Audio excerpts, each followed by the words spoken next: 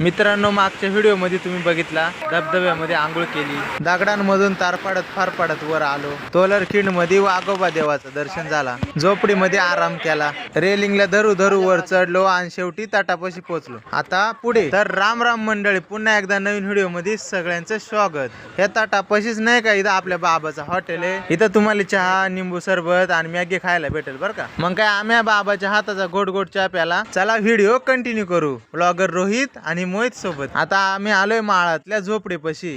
दमली आणि सगळी आरामाला बसली आणि इथं आम्हाला बाबांती भेटली होती. त्यांनी मस्त मिरची भाकर आणली होती. मग काय आम्ही मोकार खाल्ली आणि आपल्या माणसांसंग मोकार गप्पा टोकल्या.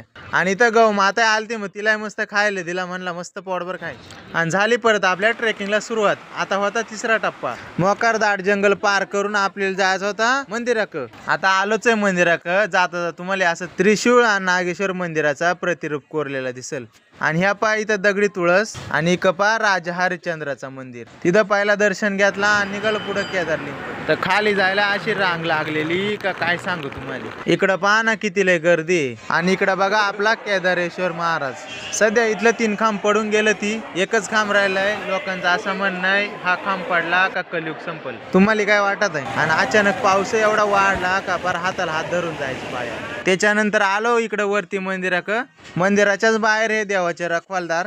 मंदिर पांडवकालीन असून हेमाडपंथी शैलीमध्ये बांधलाय. इथं आपले नंदी महाराज. मंदिराच्या चौकटीवर अप्रतिम नकाशी काम. इकडं आपले भोले बाबा आणि समोरच नंदी महाराज आणि बाजूलाच मूर्त्या कोरलेल्या. तुम्ही मंदिरामध्ये चांगलं निरीक्षण केला ना, खांबांवर, भिंतींवर, चौकटींवर मस्त नक्षी काम करलेलं आहे. सुंदर शिल्पकला ती. आणि इथंच आपल्याला गणपती बाप्पाचं पण दर्शन होत आहे. आणि इथं जागजागी अशी पाण्याची हौदा ती. 2-4 हजार लिटर पाणी साचल एवढी त्याची कॅपॅसिटी आहे. 12 महिने पाणी आटत नाही. दर्शन घेतला आणि बाहेर आलो. तुम्हाला एक गोष्ट दाखवतो. या बघा इकडून ही नदी आली, आतमध्ये पाणी साठला आणि बाकी ह्या उरलेला बाहेर निघून चाललाय. हे बघा इकडे खाली. हा बघा आपला मारुती राया आणि शेजारी सप्ततीर्थ पुष्करणी.